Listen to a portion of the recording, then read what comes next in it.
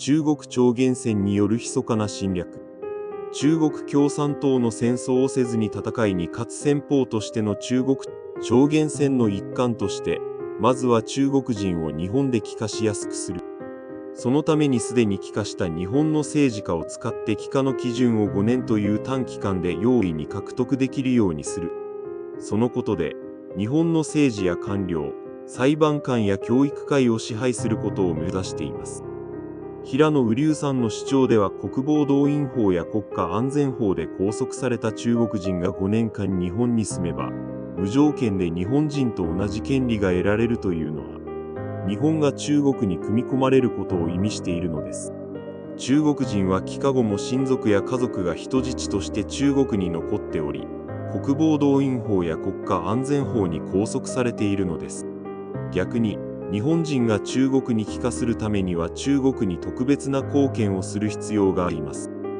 特に高学歴専門技術者、中国人配偶者との長期婚姻をすることなどが審査されます。世界中の法律を見ても、その国に帰化するためには10年以上も居住する永住権取得が前提になっています。日本では日本語を喋れなくとも無条件で日本人として帰化されてしまうのです。現在の国会議員の 65% が何世代もの歴史的に帰化した家系を持っているというのは本当なのでしょうか。これを追求するためには現在の戸籍が重要な役割を果たすのですが、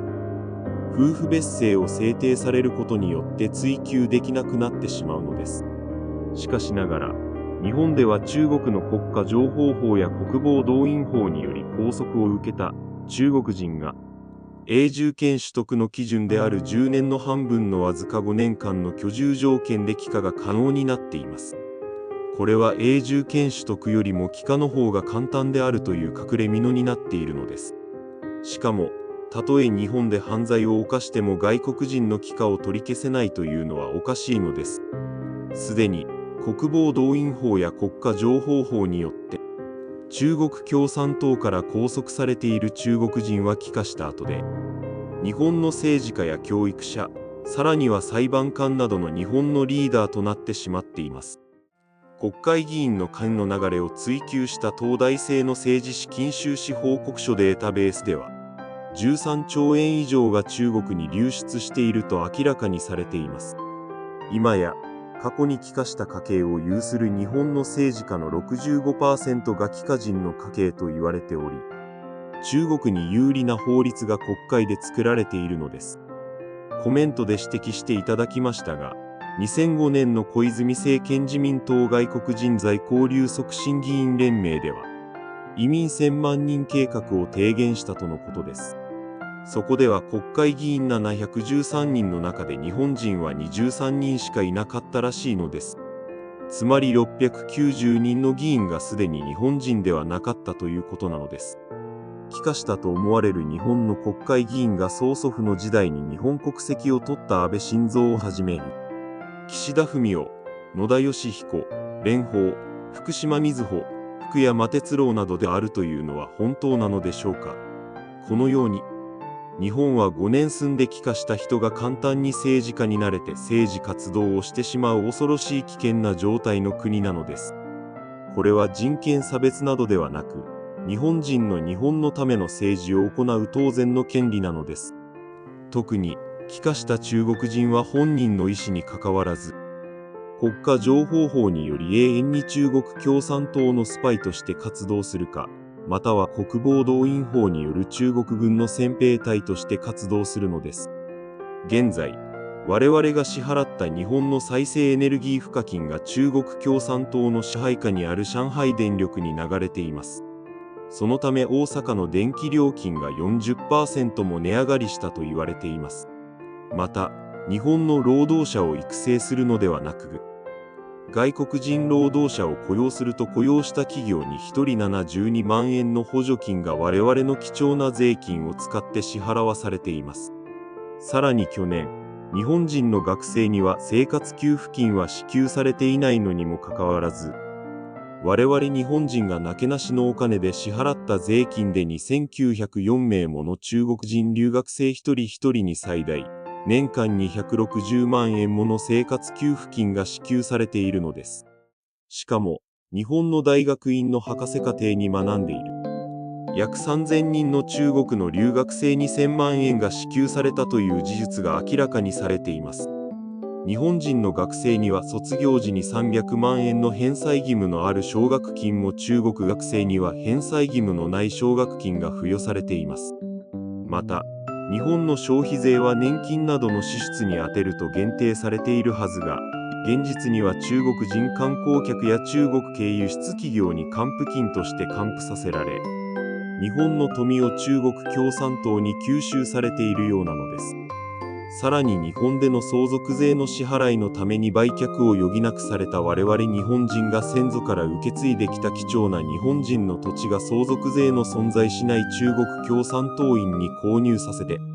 日本の土地の大部分を中国共産党の私有財産とすることで、日本の領土を占領してきています。その隠れ蓑として、すでに中国共産党はガッツに加盟する際の土地規制の例外規定を設けています。それにより自国の土地は外国人に購入させずに他国の土地を購入できるという戦争戦略上、他国に不平等な例外規定を設けるのに軍事戦略上からまんまと成功しているのです。そのような中国共産党には同様な措置を取るべきなので、日本が加入しているガッツの例外規定を見直すべきなのです。また、アメリカが現在関税戦争を起こしているように無視し、現在中国も日本も同様に加盟している外国人の土地規制が認められている RCEP の条約によって、自国の土地を売らない国とは相互主義の原則や防衛という目的で外国人の購入に対しては土地規制を設けるべきなのです。諸外国では土地規制だけにとどまらず、マンションの購入にまで約2割程度までの購入許可と制限しているのが普通なのです。そこでは RCEP の条約によって、すでに世界中で数多くの国々が外国人土地規制を導入しているわけなのです。自国の土地については外国人が買えず、購入可能なのはマンションのみの購入が許可されている国が普通なので、すでに買われてしまった日本の土地だけはマンションを除いて国防上の理由で10年間の猶予を設けて、日本人に売却する義務を有する法律を設けると良いのです。売却しなければ10年後は日本政府が没収するものとするわけなのですね。それと並行して現在、中国共産党は国連に賄賂や献金を配って後押しされたと考えられる夫婦別姓で、日本の戸籍制度を崩壊させようと試みているようなのです。そのことによって日本でのビザ緩和と永住権を中国人に取得させるか、あるいは日本人に帰化させやすくすることで、国防動員法で帰化後も常に中国共産党に忠誠を誓わされ、行動を指令される中国人老人や中国人留学生を数多く日本に移住または移民させることにまんまと成功しているのです。または公正な選挙を通して媚び中寄りの政治家を育成したり、日本の政治家を買収やハニートラップにかけることで、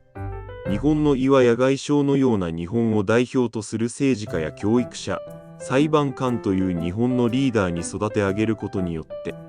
日本全体を中国共産党が中国に有利な制度づくりをすることで、戦争をせずに日本国民を支配するという大きな目的があるように思われるのです。